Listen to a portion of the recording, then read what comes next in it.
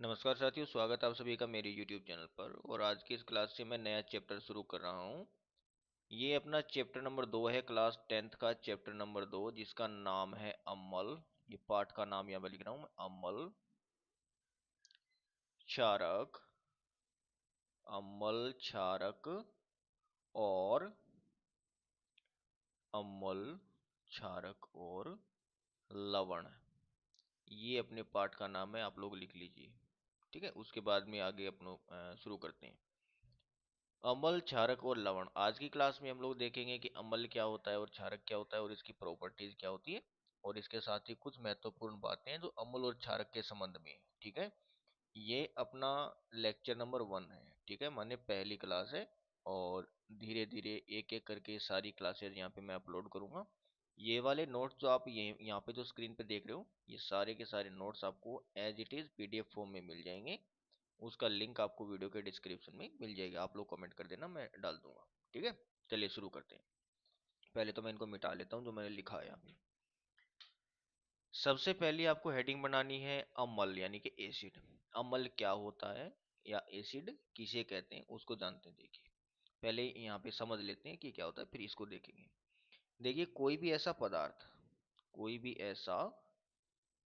पदार्थ जिसका पीएच मान, है ना, ऐसा पदार्थ जिसका पीएच मान, ये पीएच मान क्या था, ये अपनी पूरी की पूरी एक हेडिंग आएगी, उसमें हम लोग डिटेल में समझेंगे। फिलहाल ये समझ लो कि कोई भी ऐसा पदार्थ जिसका पीएच मान 7 से कम होता है, जिसका पीएच मान 7 से कम होता है, वह पदार्थ एसिड होता है।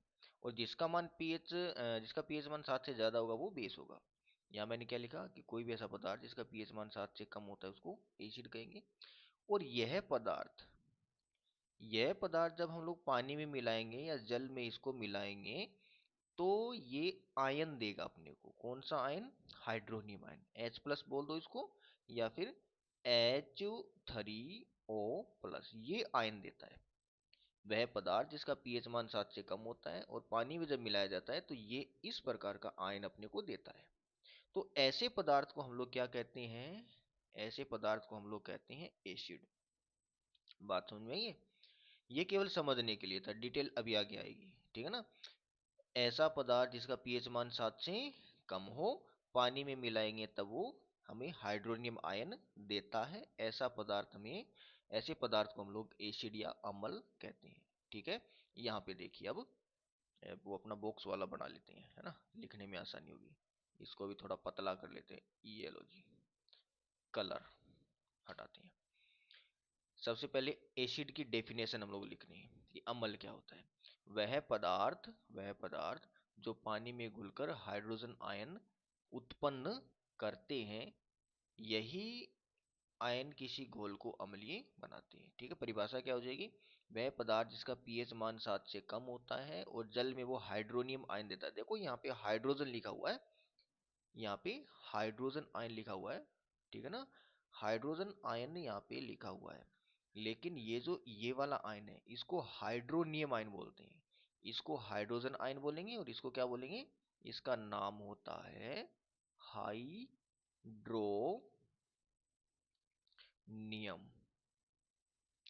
इसको क्या बोलते हैं? हाइड्रोनियम आयन बोलते हैं। तो ऐसे पदार्थ जो जल में घुलकर हाइड्रोजन आयन अथवा हाइड्रोनियम आयन उत्पन्न करते हैं, इन दोनों का मतलब एक ही है। ठीक है, अलग अलग चीज नहीं, एक ही है। हाइड्रोनियम आयन उत्पन्न करते हैं, ऐसे पदार्थ अम्ल कहलाते हैं। ठीक है, अभी यहाँ पे देखिए इसके उदाहरण। 4 उदाहरण आपको दिए गए हैं, इनमें से जो आपको पसंद हो उसको याद रख लेना। सल्फ्यूरिक अम्ल, नाइट्रिक अम्ल, एसिटिक अम्ल और हाइड्रोक्लोरिक अम्ल। ठीक है ना। इनके सूत्र भी आपको याद रखने हैं और नाम भी याद रखने हैं। अम्ल किसे कहते हैं, आई होप आपको समझ में आ गया होगा। चलिए आगे बढ़ते हैं और अम्ल के गुणों के ऊपर चर्चा करते हैं। ठीक है, अगली स्लाइड पे आ जाइए। यहाँ पे देखिए, अगला अपना जो हेडिंग है वो आपको ये बनानी है कि अम्ल के गुण या फिर एसिड की प्रॉपर्टीज क्या होती है। पहला, ये जो 2 नंबर पॉइंट है ये वाला, इसको आपको याद रखना है कि कोई भी जो एसिड होता है, कोई भी जो एसिड होता है वो नीले लिटमस पत्थर को बदल देता है, किसमें? लाल में बदल देता है। ठीक है, नीले लिटमस पत्थर को किस में बदल देता है? लाल में। इसको याद रखने का तरीका ये है कि देखिए थोड़ी देर बाद में क्षारक आएगा, थोड़ी देर बाद में हम लोग क्षारक का अध्ययन करेंगे, और क्षारक में क्या होता है? वो लाल लिटमस पत्थर को कैसा कर देता है? वो नीला बना देता है। ठीक है, इसको याद रखने का तरीका एक जुगाड़ बताता हूँ, नहीं तो कंफ्यूजन हो गई कौन सा लाल को नीला करता है, कौन सा नीले को लाल करता है। आपको क्या करना है, देखिए कलर चेंज कर लेते हैं फिर यहाँ पे, है ना। देखिए यहाँ पे एसिड की बात हो रही है, और एसिड को हिंदी में क्या बोलते हैं? एसिड को हिंदी में अम्ल बोलते हैं ना हम लोग, और अम्ल के लास्ट में ले आ रहा है। ठीक है, एसिड को हिंदी में अम्ल बोलते हैं, और अम्ल के लास्ट में क्या आ रहा है? ले आ रहा है। और जिसके लास्ट में ले आ रहा है उसके ले कंटिन्यू कंटिन्यू रहते हैं, यहाँ पे भी ले, यहाँ पे भी ले, यहाँ पे भी ले। ठीक है ना, नीले को लाल, नीले को लाल। क्षारक में देखो ले नहीं है, इसलिए इसकी ले टूट गई, है ना। एक दो तीन लय इसके अंदर है, तीन लय इसके अंदर है, ये तीनों के तीनों कंटिन्यू है, इसके अंत में लय। ठीक है, और ये इसके बीच में देखो नी आ गया। ठीक है ना, तो जब भी आपको ये देखना हो कि कौन सा नीले को लाल कर रहा है, कौन सा लाल को नीला कर रहा है, तब आप क्या करोगे? लिखोगे। कैसे? आप नाम लिखा अमल, ठीक है ना, अमल लिखा, अमल के अंत में क्या आ रहा है? ले आ रहा है, मतलब ये ले कंटिन्यू आएंगे, लिख के देख लेना। हमने लिखा नीला, और नीला से लाल है, और दूसरा क्या लिखेंगे? लाल है, और लाल से कौन सा? नीला। ठीक है ना, इस प्रकार देखेंगे। अब देखो कंटिन्यू कौन सा, ये रहा कंटिन्यू, जो कंटिन्यू है वही ये करेगा। ठीक है, तो अम्ल नीले लिटमस पत्र को लाल कर देता है, क्षारक लाल लिटमस पत्र को नीला कर देता है। ठीक है ना, ये बस याद करने का एक जुगाड़ मात्र है, ये कोई बड़ा कॉन्सेप्ट नहीं है। ठीक है ना, आप अपने अपने तरीके से याद कर लेना, जिसको याद नहीं होता है वो मेरे वाले तरीके से याद कर लेना। अब देखिए ये पॉइंट पहला, अम्ल स्वाद में खट्टे होते हैं, ये नीले लिटमस पत्थर को लाल में बदल देते हैं। अम्ल पानी में घुलकर हाइड्रोजन आयन देते हैं, इसको हाइड्रोजन आयन बोलेंगे, और इसको हाइड्रोनियम आयन बोलेंगे, याद रखना इस चीज को। ठीक है ना, वैसे दोनों शब्द भी हम काम में ले सकते हैं, एक ही बात है दोनों। अम्ल धातुओं के साथ अभिक्रिया करके लवण और हाइड्रोजन गैस उत्पन्न करते हैं। ये चीज हम लोग हेडिंग बना के डिटेल में समझेंगे, फिलहाल ये हम लोग अम्ल की जनरल प्रॉपर्टीज देख रहे हैं। ठीक है, आगे बढ़ते हैं। अम्ल धातु कार्बोनेट या हाइड्रोजन कार्बोनेट। ठीक है, ये देखो, ये ना, इसको कहते हैं धातु कार्बोनेट और धातु हाइड्रोजन कार्बोनेट। यहाँ पे थोड़ा सा मिस प्रिंट है अपना, धातु कार्बोनेट या धातु हाइड्रोजन कार्बोनेट। इसके लिए ये दो उदाहरण आएंगे अपने, एक तो Na2CO3, ये तो हो गया धातु कार्बोनेट, और एक NaHCO3, इसको बोलेंगे धातु हाइड्रोजन कार्बोनेट। इनके साथ अभिक्रिया करके लवण और कार्बन डाइऑक्साइड गैस और पानी उत्पन्न करता है।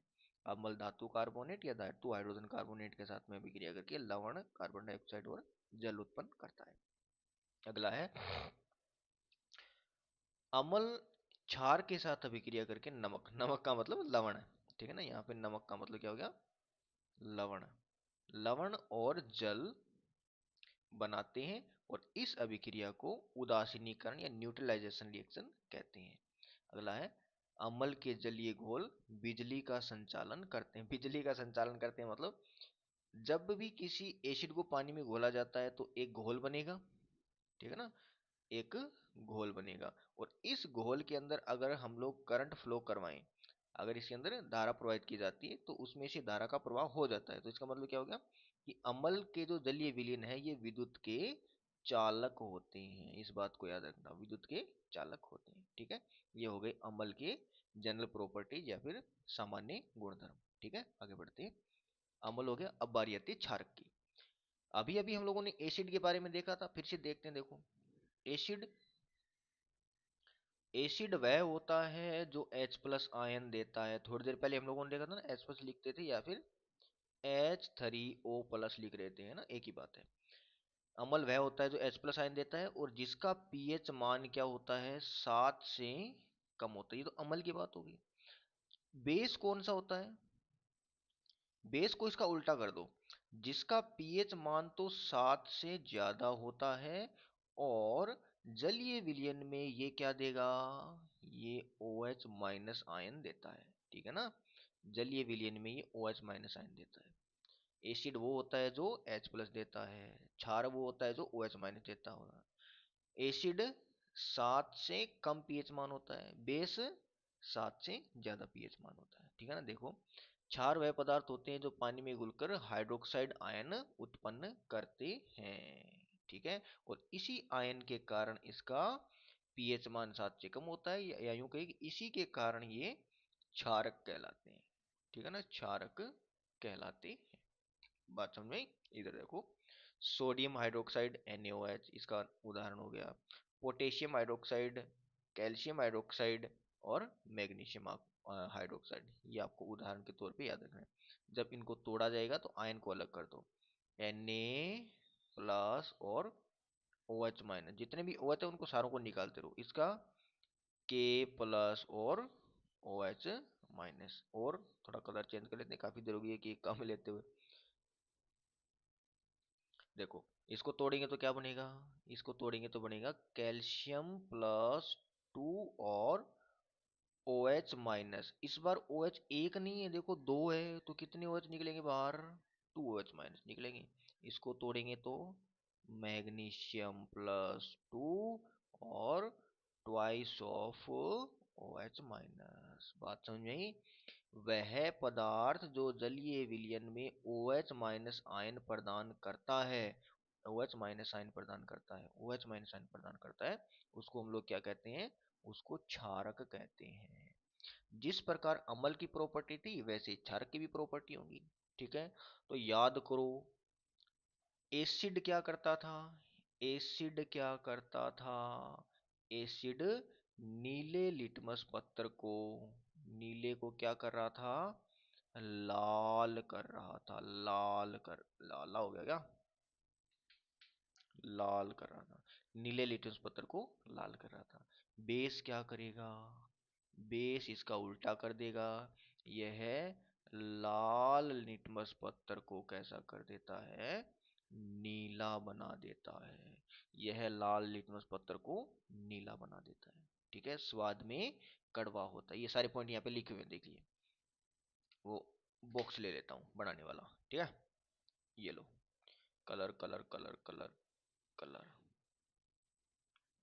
ठीक है, हाँ, क्षार का स्वाद कड़वा होता है। ठीक है, बिटर इन टेस्ट। लाल लिटमस पत्थर को नीला कर देता है। क्षार पानी में घुलकर हाइड्रोक्साइड आयन उत्पन्न करते हैं। क्षार का घोल छूने पर साबुन जैसा प्रतीत होता है, लेकिन इनको कभी भी छूना भी नहीं है। देखो स्वाद में कड़वा होता है, चखना भी नहीं इसको, और साबुन जैसा इसका स्पर्श होता है, तो इसको छूना भी नहीं है क्योंकि हानिकारक होता है। ठीक है ना, क्षार अम्ल के साथ अभिक्रिया करके लवण बनाता है और पानी बनाता है। मतलब वहां पे देखो हम, लेकिन थोड़ी देर पहले देखा था, यही पॉइंट है कि अम्ल क्षार के साथ अभिक्रिया करके नमक को यानी लवण और पानी बनाता है, इसको उदासीनीकरण अभिक्रिया कहते हैं।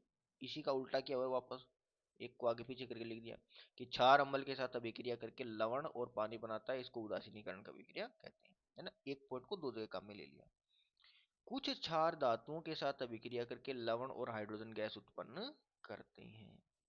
क्षार के जलीय घोल बिजली का संचालन करते हैं। याद करो, अम्ल के भी करते थे और क्षार के भी करते हैं। क्षार का पीएच मान 7 से अधिक होता है, इसीलिए ये क्षारीय प्रकृति के होते हैं। माने कोई भी पदार्थ जिसका पीएच मान 7 से ज्यादा होता है उसको क्षार कहते हैं, और पीएच मान 7 से ज्यादा होने के कारण ये क्षारीय प्रकृति के होते हैं। ठीक है, ये सारे पॉइंट हो गए। अगली स्लाइड पे चलते हैं। अगला है अम्ल क्षार संसूचक। ठीक है, देखिए अभी मैं आपको थोड़ा सा पहले बता देता हूँ, फिर यहाँ पे इसको लिखेंगे। कोई भी ए नाम का पदार्थ है मान लीजिए। ठीक है, अब ये ए नाम का पदार्थ मुझे कैसे पता चले कि ये अम्ल है ना, कैसे पता चले कि ये अम्ल है, और कैसे पता चले कि ये क्षार है। ठीक है, तो मैं क्या करूंगा, मैं कोई और पदार्थ लेके आऊंगा। ठीक है ना, मान लो मैं कोई भी XYZ नाम का कोई पदार्थ ले आया, ये X नाम का कोई पदार्थ लेके आ गया। अब ए का तो मुझे नहीं पता कि अम्लीय प्रकृति का है कि क्षारीय प्रकृति का है, लेकिन मुझे एक्स के बारे में पता है कि अगर मान लो ये अम्लीय वातावरण में गया, है ना, अगर ये अम्लीय वातावरण में गया तो इसका रंग कोई मान लो लाल रंग होगा, ठीक है ना, लाल रंग होगा। और मान लो कि ये क्षारीय वातावरण में गया, क्षारीय वातावरण में गया, तो इसका जो रंग है मान लो हरा हो जाएगा, है ना। ये एक्स नामक लिटमस पत्र नहीं है मैं बोल रहा हूँ, मैंने बोला कोई एक्स नामक कोई भी पदार्थ है, याद रखना। और इसके बारे में मुझे पहले से जानकारी है कि अम्लीय वातावरण में हुआ तो ये लाल का हो जाएगा और क्षारीय में गया तो हरा हो जाएगा। तो अब मैं क्या करूंगा, इसको इसमें डुबो के देखूंगा, ठीक है। अगर मैंने इसको इसमें डुबोया और इसका रंग हो गया हरा, इसको डुबोया और रंग हो गया हरा, तो मैं क्या बोल दूंगा कि ये जो ए यहाँ पे लिया हुआ है इसकी वजह से इसका रंग हरा हो गया। माने ये जो एक्स था ये ए के संपर्क में आने से अपना रंग बदल रहा है, कैसा, हरा। और हरा कब होता था ये, जब ये क्षारकीय था। तो मैं बोल दूंगा कि ये जो ए आपने दिया हुआ है ये क्षारीय प्रकृति का है, ठीक है ना। ये कैसी प्रकृति का है, ये क्षारीय प्रकृति का है। और अगर मान लो कोई किसी बी में इसको डुबोया और किसी बी में इसको डुबोने के कारण इसका रंग है वो लाल हो गया, तो अब मैं क्या बोलूंगा, इसका लाल रंग कब होता है कि जब ये अम्लीय प्रकृति का होता है। तो इसका मतलब क्या हो गया कि ये अम्लीय प्रकृति का पदार्थ आपने मुझे दे रखा है। बात समझ आई। अब देखो, अम्ल क्षार संसूचक वे पदार्थ होते हैं जो अम्लीय तथा क्षारीय माध्यम में रंग या गंध में परिवर्तन करके यह बताते हैं कि कोई घोल अम्ल है या क्षारक, ठीक है ना। क्योंकि इनका अम्ल की माध्यम में रंग कुछ और होगा, क्षारीय माध्यम में रंग कुछ और होगा। कुछ पदार्थ ऐसे हैं जिनकी गंध अलग टाइप की होती है, अम्लीय माध्यम में गंध अलग होगी, क्षारकीय माध्यम में गंध अलग होगी। तो देखिए इसके उदाहरण है लिटमस, है ना, जो लिटमस पेपर अभी अभी हम लोग बात कर रहे हैं, हल्दी, ठीक है, लाल पत्ता गोभी, रेड कैबेज लीव, हाइड्रेंजिया के फूल, पिटूनिया के फूल, जेरेनियम के फूल, फिनोफ्थेलिन ये डाई है एक प्रकार की, और मेथिल ऑरेंज। याद रखना ये ना, ये दोनों के दोनों ये कृत्रिम है, ये संश्लेषित है, ये बनाए गए हैं, और ये ऊपर वाले प्राकृतिक हैं। और एक खास बात ये याद रखना कि ये जो लिस्ट मैंने आपको अलग से बना के दी है ये सारे के सारे रंग बदलने वाले हैं, ठीक है ना। अलग अलग माध्यम में इनके रंग अलग अलग होगा, अम्लीय माध्यम में इनका रंग अलग होगा, क्षारीय के माध्यम में इनका रंग अलग होगा। और इधर ये जो तीन दिए हुए हैं ये तीनों के तीनों गंध बदलने वाले, अम्लीय माध्यम में गंध अलग होगी, क्षारकीय माध्यम में गंध अलग होगी। तो प्याज, विनेला, लौंग का तेल, प्याज का रस यहाँ पे है ना, प्याज का जो रस होता है उसकी बात हो रही है। तो प्याज का रस, विनेला और लौंग का तेल ये अपनी गंध बदल के ये बताते हैं कि कोई पदार्थ अम्लीय है या क्षारकीय, क्योंकि इनकी गंध अम्लीय माध्यम में अलग टाइप की होगी, क्षारकीय माध्यम में अलग टाइप की होगी। ये जो इस तरफ दिए गए हैं वो सारे के सारे रंग बदलने वाले सूचक है, और ये सारे के सारे गंध बदलने वाले सूचक है। दोनों का काम ये है कि ये अपनी रंग और गंध को बदल के हमें ये बताते हैं कि दिया गया पदार्थ अम्लीय है या क्षारकीय है, ठीक है। आगे बढ़ते हैं। अगला है हमारे पास में लिटमस विलियन, ठीक है। अब देखिए एक चीज आपको बताता हूँ, लिटमस विलियन जो है वो एक प्रकार का घोल होता है, विलियन होता है। और ये विलियन प्राप्त किया जाता है थैलोफाइटा समूह का एक प्लांट होता है, थैलोफाइटा। थैलोफाइटा क्या है, थैलोफाइटा